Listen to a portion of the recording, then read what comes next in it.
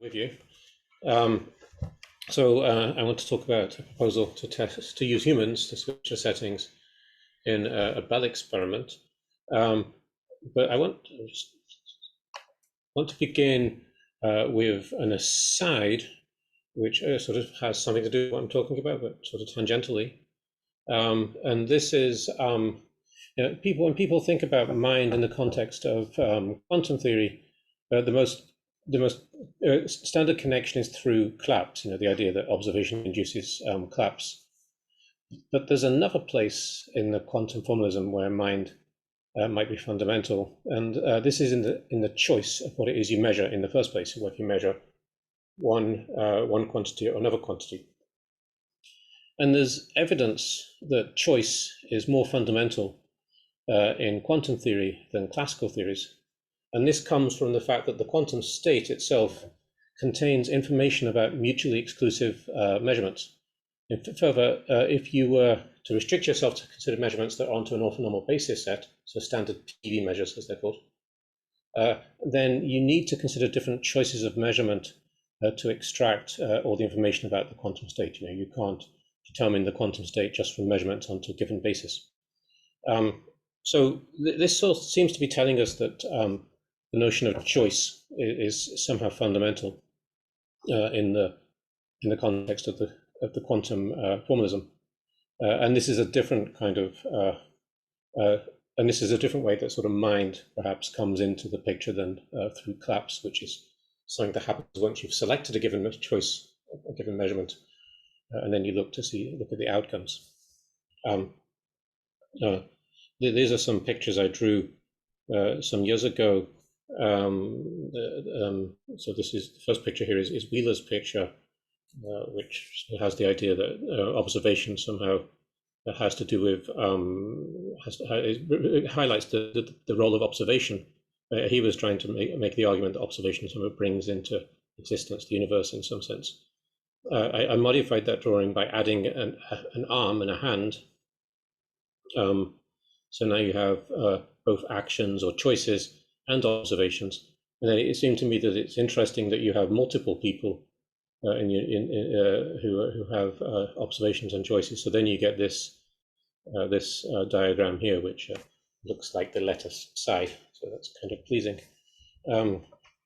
Okay, let me move on to the main subject I want to talk about. So first of all, there are various ways of trying to account for consciousness in philosophy, and I'm not a philosopher, so this is very much a sort of physicist's naive attempt to understand what philosophers are saying. But you can categorize them in this way. You can have the ones that only have matter, and then the ones that have mind added, and then have the approaches that have no fundamental consciousness property, and then ones which have some sort of fundamental consciousness property added. So in the case where you have only matter and no fundamental consciousness property, you have what you might call vanilla materialism, which is something like this. Here's the standard model of elementary particles, and it has lots of different things, but you'll see there's no consciousness boson or anything like that. There's no mind quark or anything like that, in spite of the fact that some of these names sound like they might have something to do with qualia. In actual fact, this is very much a sort of vanilla materialist model. And then another approach is now where you have only matter, but you add some sort of consciousness property, panpsychism. So you can imagine here's the world, and you add a sort of a glitter, which is some sort of mentality property that is ubiquitous throughout the entire universe. So that would be another approach. And then the third approach I've highlighted here is mind-matter duality. There's also idealism. That's a different approach where you have no matter, just mind stuff, I suppose. So here, mind-matter duality is where you have both matter and mind, and the mind is somehow some sort of ontologically distinct entity. that inhabit conscious systems, and goes back to René Descartes.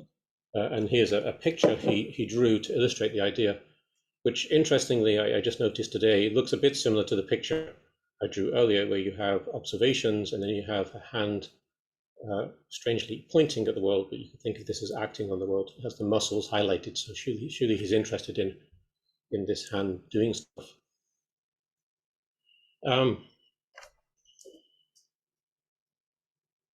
One question that arises is, are these minds just sort of floating above the material world, or do they do something? So the argument that they're floating above the material world, but they make no difference to it, would be epiphenomenalism. And here's an argument against epiphenomenalism from my PhD supervisor, Ewan Squires. He said, well, notice that the word consciousness appears in the dictionary in black ink. So if you look in the dictionary, you'll find the word consciousness there. And so the ink atoms that make up the word consciousness must surely have been influenced by whatever it is that's responsible in the ontology for consciousness. So it seems that mind, if you're in a dualist picture, then mind must act on matter. Interestingly, the first dictionary I picked up to try and find the word consciousness so I could tell a photograph was the Scrabble dictionary, and it turns out that the word conscious or consciousness is not there in the Scrabble dictionary, which is rather amusing. Maybe the later editions have it. So this is shows you that Scrabble players are zombies. So since the word consciousness does appear in the dictionary, and I'm going with this conclusion that matter can be affected by the ontological elements responsible for consciousness, then if we're in the Cartesian dualist point of view, then we can tell a story in which the mind acts on the brain, thereby imparts information into the physical world, and somewhere down the line that can lead, for example, to a certain configuration of ink in a dictionary. Like people talk about consciousness, write about it, and eventually write dictionaries. Okay, so this would mean that the atoms in the brain would have to violate the laws of standard physics in some sense. The laws that the atoms would obey in the absence of mind in this Cartesian dualist point of view would be violated. And you could imagine trying to look inside a brain and to see atoms that were behaving in a way that was not according to standard physics. But of course, the brain is a very messy environment, and it would be hard really to sort of to do this kind of experiment, isolate such degrees of freedom, so you could see that happening. So an alternative sort of approach is the Turing test, which everyone I'm sure here knows. You have an interrogator, and he doesn't know if there's a human subject or some sort of AI system behind the screen, and they communicate back and forth. And you can consider just more generally Turing type tests, where you have boxes and you put either people in those boxes or artificial intelligence devices, so computers, quantum computers maybe, and you pass information in and out of those boxes. And the question is, can you find a situation where real people in those boxes can do something that no artificial devices can do? Okay, if that were the case, then you could regard that as evidence for mind-matter duality. So let me talk about quantum entanglement type tests. So I think everyone here knows this stuff pretty well. We have source, it emits a pair of particles, and then we have a setting chosen at each end in some way. And then we have an outcome. And we assume that the setting at end B does not depend, we assume that the outcome at end A, B, does not depend on the setting at end A, and likewise the outcome at end A does not depend on the setting at end B. And then you can Bell showed that a certain correlation function is less than or equal to 2, but quantum theory predicts that that correlation function is can be as big as 2.8. And so it seems that one end knows what the setting at the other end is.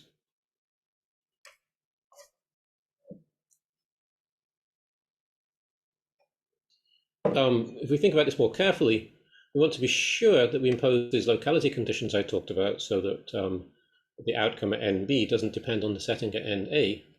Then we want to perform the switch sufficiently late that information about the new setting, the setting at end A, should not have reached NB in time before this measurement here is done. And in actual experiments, this switching is done by random number generators and done in such a way that the outcome of that random number generator happens before there's time for that information to reach the other end. But what if the random number generator is really a deterministic machine? Although it may look random, it may have some hidden state. Even if it's quantum, it may have some hidden state that can be used to predict the future outcome of that random number generator. In that case, the earlier state, the early hidden state, which would happen, which would be available much before the actual outcome of this setting, could be broadcast to the other end. So the information about what this switch setting is going to be would already be available at the other end. Okay, so this is sometimes goes by the name of superdeterminism. Everything is sort of highly deterministic theory where processes that look random actually are not random, and furthermore, information about them can be available as a consequence elsewhere. Okay. So the idea is to use humans to switch the settings. So here now we have a human at each end, and they switch the setting, and we want them to switch the setting in such a way that there isn't time for information about that choice of setting to reach the other end. So at each side.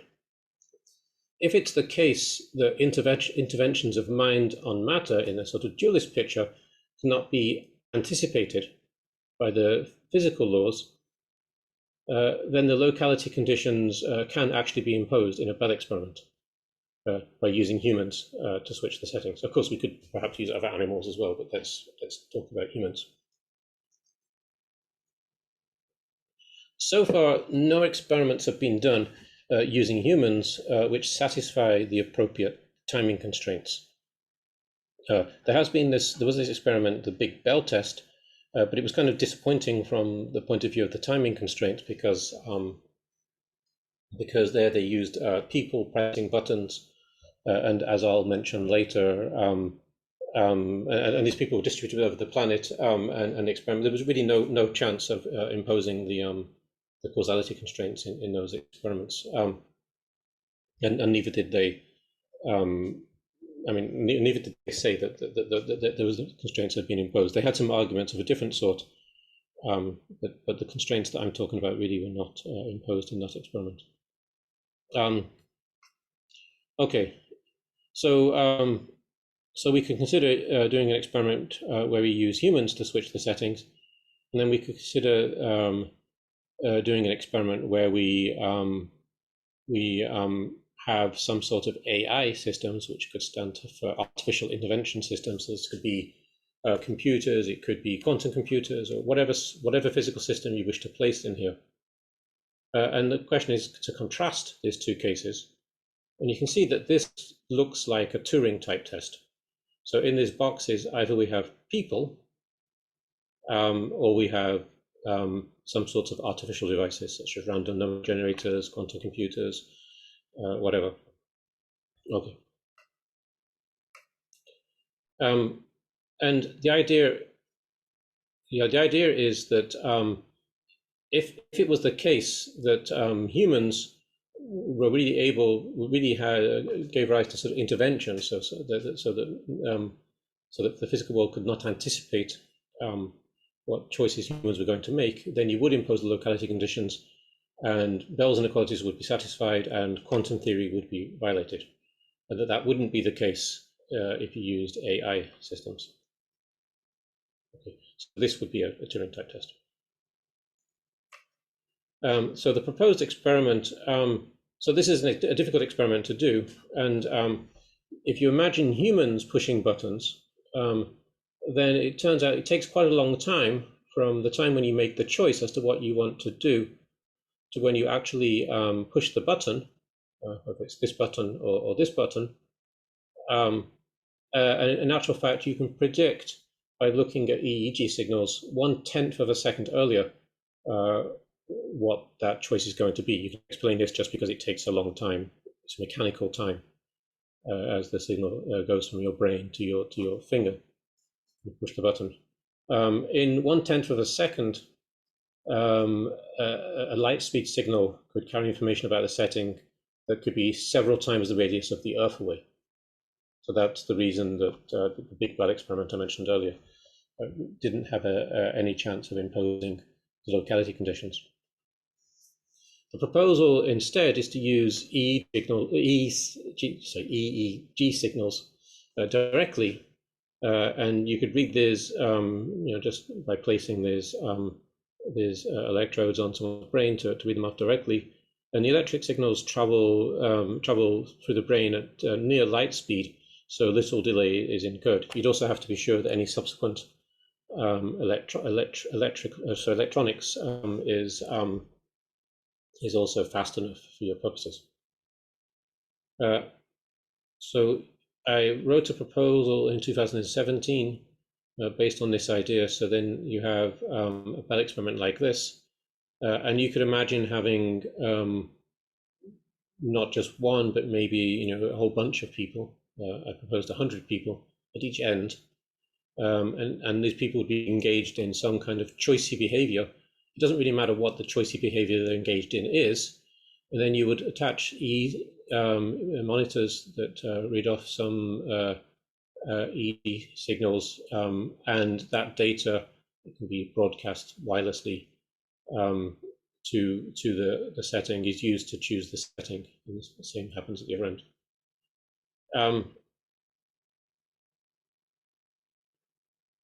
Okay, so when I wrote this paper, already experiments have been done with free space transmission of entangled photons over 100 kilometers. In actual fact, now it's possible to do. They've done in China. They used satellites, a satellite with an entangled photon source, and did it over 1,200 kilometers. So this sort of experiment, I'm proposing, becomes even more feasible. If you do the calculation, it starts to look like you could see in this scenario here with 100 kilometers, you could see a 1% effect. So you'd get according to this hypothesis, you'd get a violation of quantum theory by about 1%. Okay, so this seems like a really outlandish proposal. It seems ridiculous to imagine that just by using humans to do this experiment, you'd see a violation of quantum theory. On the other hand, it's an experiment that can be done and is more or less feasible now.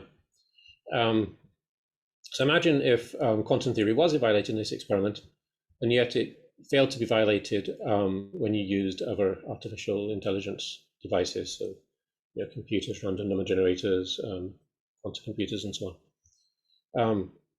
What would the consequences for that be? Let's consider what that would mean. Well, the consequences for quantum foundations will be quite significant.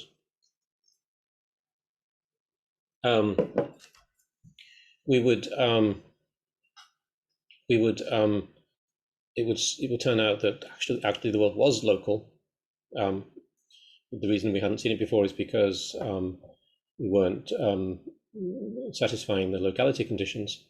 And it would also imply a kind of super determinism that in the absence of humans making choices, the world would be super deterministic. But these consequences for quantum foundations would pale into insignificance compared with the importance for the study of mind. It would provide strong evidence for a kind of Cartesian duality.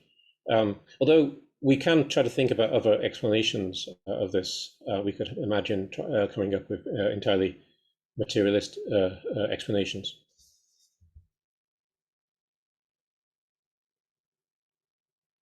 And just touching on what I mentioned before, here we're not invoking consciousness to solve the measurement problem. Rather, we're talking about choice. So using humans to provide interventions that cannot be anticipated by the physical world. This is something I worked on many years ago. In fact, 33 years ago, when I was before I even started my PhD.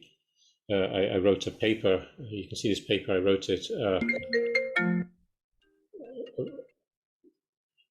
on a typewriter, and I submitted it to Physical Review A. Of course, it was rejected, and I imagine it was filed under the in the sort of crazy archives. And then I wrote another paper once I started my PhD, and that paper was also rejected, which was not surprising at the time. Here was a picture from the paper. You can see the idea is to use EEG signals to choose the settings in a Bell experiment. So John Bell had written on this a little bit. I mean, it sort of tangent. There were a few remarks in some papers on talking about using humans, or experimenters, as he called them. So in Epistemological Letters was this kind of underground Quantum Foundations journal that really is hard to access. I think you can't find it in any library, but there's some of it now appears online. And he talks about having experimenters choose the settings. He says here, I would entertain the idea that experimenters have free will. He also has some interesting discussion there about using random number generators. He talks about them being forgetting machines. So the idea is that, even if the random number generator is deterministic, so someone is choosing the setting. So there's some setting initially that determines the outcome. They work by by reading off information. For example, the example he gave was maybe there's some input. The outcome would correspond to something that appeared in the sort of 100th decimal place of the input. So effectively, stuff that's effectively not important on the input for the physics ends up playing a role in the output. So some interesting discussion in that paper, and also in 1990 paper, he talked about using experimental physicists or some other random devices to choose settings. He did not in his papers suggest using his experiment to test models of mind. It seemed like he was more concerned with answering objections to the locality conditions that he needed to impose to set up Bell's inequalities. I have these two recent papers on the subject, relatively recent. So one paper talks about Bell's inequalities with retarded settings, and I may have time to actually talk about that paper a little bit more. It turns out you can derive a new set of Bell inequalities which refer to what I call retarded settings. And then there was a paper I wrote which is the one I described, giving an explicit proposal. Okay. Sorry. So three things have changed since I tried to get my papers published on this 33 years ago. So one is that attitudes changed. So for example, now we have a conference on mind and agency in quantum physics. That didn't happen 33 years ago in the physics community, certainly. Secondly, the experiment is just about feasible. And third, of course, I have tenure. Back then, when I first made this proposal, I was very confident that a positive result would be seen. But by now, I think it's a lot less likely. If a positive result was seen, in some ways, I don't think I would like the worldview that that would be suggested. I mean, I don't like superdeterminism. It seems like a very it seems like a very unpleasant place for physics to be. And as far as it being an explanation of consciousness, it seems like it's a bit lacking. My matter duality seems a bit cheap, perhaps. Nevertheless, it's worth doing the experiment because even if it's a very low probability that this would be we'd get a positive result, that quantum theory would be violated, the payoff would be tremendous. Okay. People often say, well, Cartesian dualism is not really a valid scientific point of view. But this kind of experiment shows that you can address the issue of dualism scientifically. At the very least, this experiment, which is motivated by Cartesian dualism, is something you can propose and do. Now, if you got a positive outcome, quantum theory was violated, that doesn't necessarily mean we've proven that Cartesian dualism is the right way of thinking about mind, but it suddenly provides some evidence in that direction. So even as a thought experiment, I think this is a valuable way of thinking. Just to have one thought experiment where Cartesian dualism leads to a certain result, which is valuable, I think, in terms of our thinking, and it doesn't require us sort of opening the brain and looking at the behavior of individual atoms. Okay, so I see I have a little bit more time, so I'm not going to stop right here. This is just the picture I wrote before, but now I put mind in bubbles above. I'll use a few more minutes I have to talk about Bell inequalities with retarded settings, because I think this may be interesting to people who think about Bell's theorem. So the retarded setting, the idea is we have the two ends to the experiment, A and B, and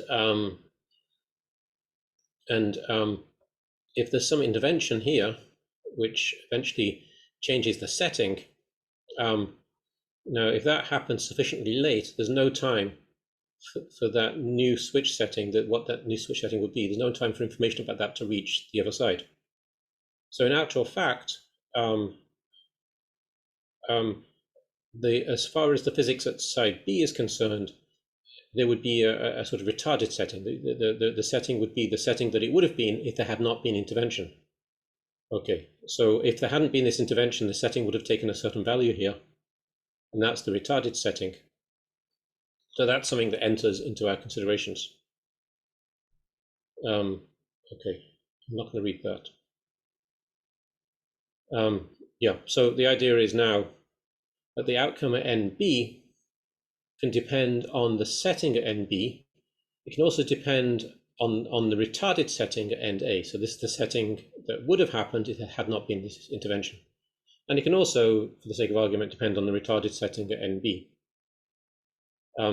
So now we have, in place of the usual result functions that you use in deriving Bell's inequalities, we have these two expressions. And the only thing that B does not depend on is the actual setting at end A. The only thing that A does not depend on is the actual setting at NB. So you can now this is a sort of following the usual procedure for deriving Bell inequalities. So you use this mathematical result, you put these into, you substitute these expressions, you integrate over lambda, and then you get this inequality here. So what's interesting now is that this inequality, each of these terms depend on the actual settings and also the retarded settings. One thing you can do is build a model. So in John Bell's paper from 1964, he built a local model.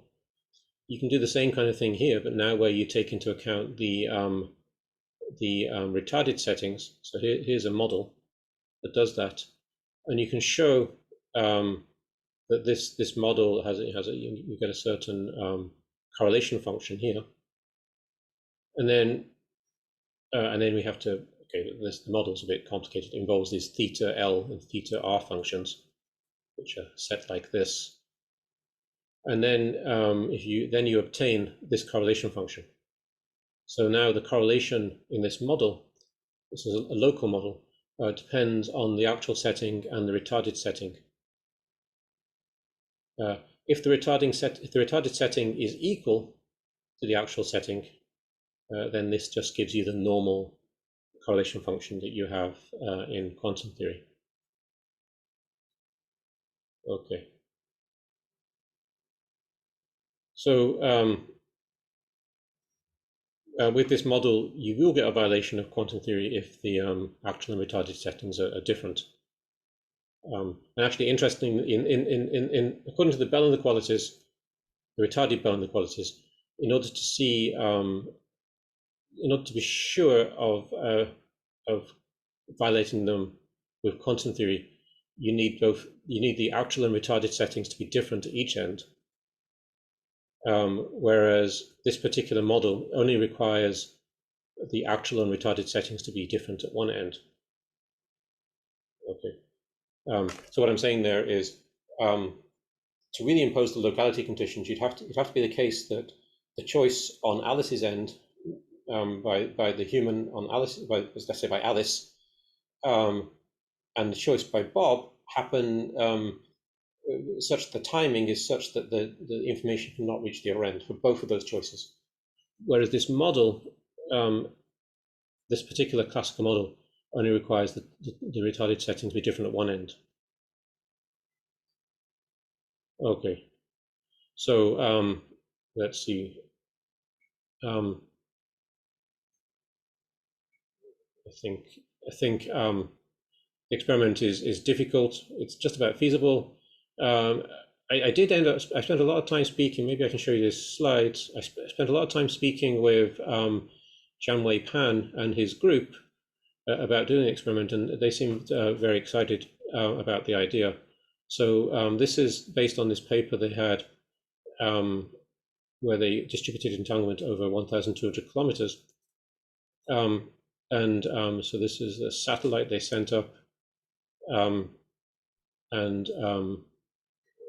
see, yeah. So here's the picture, and then they have these two telescopes where they receive one photon at each of them from the entangled pair.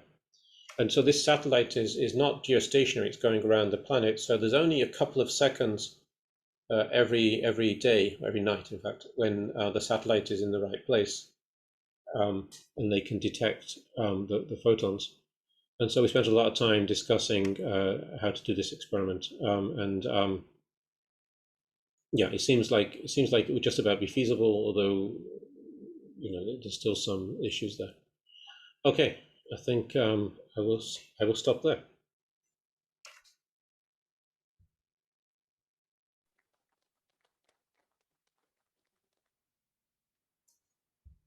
Any questions? So I have to run up to the front of the room to get the mics going.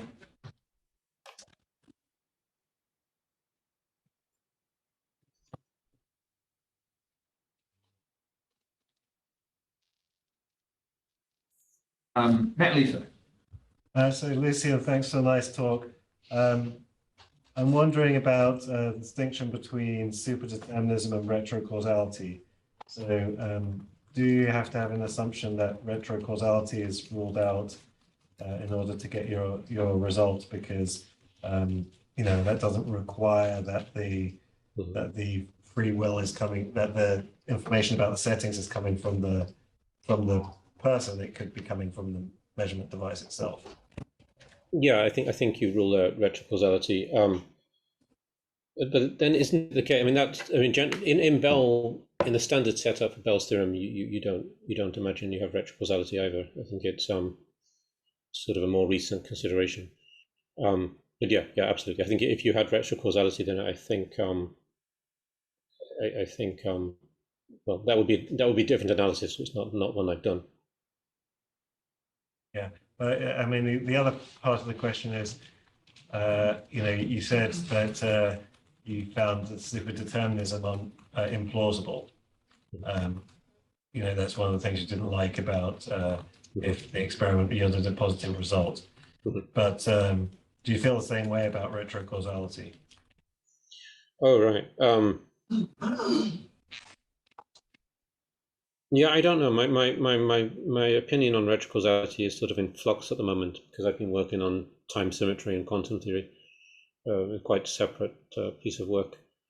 And so, yeah, so I'm playing with a different set of ideas there. Yeah, I can imagine a world in which there is retrocausality.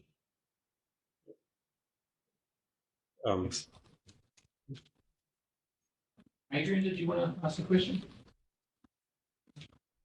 I wasn't sure whether I was going to, but okay. So thanks very much again, Lucien. It's nice to hear about how feasible this is. I was also wondering if there's another way around the superdeterminism hypothesis. So there's this idea that I've sort of toyed with, which is in some sense the inverse of yours, that the only real observations are given by Wigner's hypothesis. And the reason, I'm not saying I believe this, but let's run it as a hypothesis. The reason why we see Bell correlations at the moment is because we've never actually done a proper Bell experiment in which humans observe and complete their observations at space-like separations. If you combine that hypothesis with your mind intervention hypothesis, well, two thoughts occur. First, they give a sort of consistent story. And second, they both give primacy to mind as choice and mind as observer. Is that a slightly more attractive way of motivating your experiment?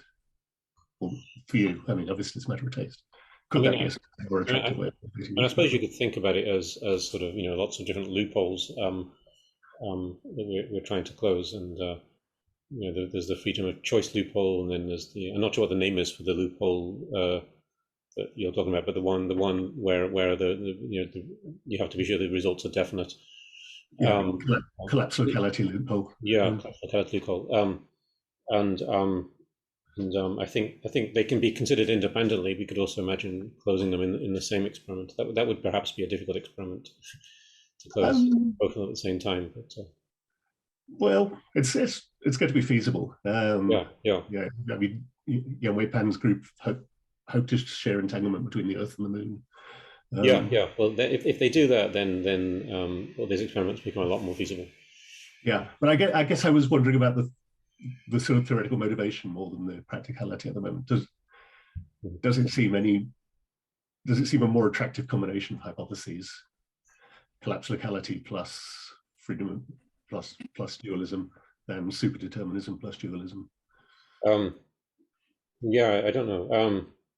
I mean, I guess I've at the beginning of the talk, I talked about how I was interested instead in this choice issue, which seems to be underplayed in quantum theory, especially in the context of debate on mind. And I think it's really interesting that choice is something we do in physics, and it plays a non-trivial role in physics. I mean, this isn't the only way we can investigate choiciness, but I find it interesting in its own right. I don't. I mean, a stronger experiment would always be better, but I would be happy to see either one of the two experiments we're talking about done. Actually, that would be good. No question. No. Okay, thanks. That's helpful. Pretty much at time, so maybe I can just throw in one little question, if I may. So, yeah, first of all, Lucien, I think the proposal was extremely interesting, so thank you for contributing that to our conference. My question is more about something that you said right at the beginning that puzzled me a little bit. You said that, correct me if I misunderstood, but if I understood, you said that the quantum state contains information about mutually exclusive measurements, which can be used as an argument for fundamental free will. If I've understood the claim correctly. I mean, I understand the first part. The quantum state has many probabilities for position measurement outcomes and momentum measurement outcomes. And so I guess the question was, how do I move from that to a claim about fundamental free will? I mean, I didn't mention free will at that point. Maybe it's worth commenting on free will even before I answer your question, because I think free will is a different question. So even maybe I'm going to hop around a little bit. So even in the proposal that I talked about later in the talk with the Bell experiment, the thing that's been tested is not so much free will as the notion of mind as intervention on the physical world. It could still be the case that our minds are subject to deterministic laws. It really. But what's important for the experiment to work is that the choices that minds make are not anticipated by the laws of physics in some sense. But returning to this claim I made at the beginning, I was trying to make a weaker claim, just that the quantum state, the fact that it has information about mutually exclusive experiments in it, mutually exclusive choices that we can make, somehow suggests that choice is fundamental. You know, if the quantum state itself is in some way fundamental, then and it implies that we need to consider different choices to understand it, then that somehow suggests that choice is fundamental too. Now, the exact nature of that fundamentalness is not something I understand. I mean, you could go with that in different directions, but I think it's an argument. You know, quantum theory has baked into its very structure the notion of choice, and that's something that which people don't talk about enough. Well, just if I can just understand the claim that choice is baked into the quantum states, you said in order to understand the quantum states, we must consider these different measurements. I mean, you might say that about, at least in a slightly similar way, about classical physics. If I'm to understand a classical system, I need to make the right kinds of choices about what to measure. It's a little bit different, but it's... Yeah, but in a classical state, you can always imagine a single measurement, a single choice of measurement that will read off the information. So just you know, you only have effectively one basis. So whilst you can make different choices, it doesn't seem like choice is quite as fundamental in the classical context as it is in the quantum context, where you have to make different choices to read off the quantum state. There's a finger on this from Donald Hoffman. Yeah, just a comment that Hans Primus seems to think that just doing experiments at all in science is an indication that we're assuming that the experimenter has free choice. Otherwise, if we were predetermined what experiments and what settings we were going to use, we couldn't make any conclusions really about what we got from our experiments. So Primus would argue that free choice is involved even in classical experimental science. Yeah, I mean, I thought about this as well. I mean, you can tell a story, actually both in quantum theory and in classical theories, about where choice is not really fundamental. So for example, you know, I'm trying to think how to tell this story. You know, it's sort of really a matter of, you know, if you take this approach, it's really a matter of where you define your system that's to be measured and where you define the thing that's doing the measuring.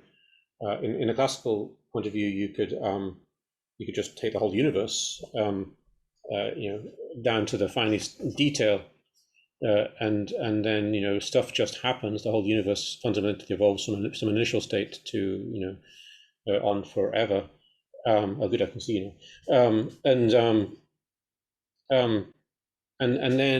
And then choice becomes a kind of an effective notion within that description. You know, so in this fundamental evolution of the state, you start to notice that there are things that look like agents that do things like making choices, and then you can go, you could specialize to their point of view, but there does exist this fundamental description. But it's, yeah, so it's interesting to take that fundamental description and see how to describe choice in that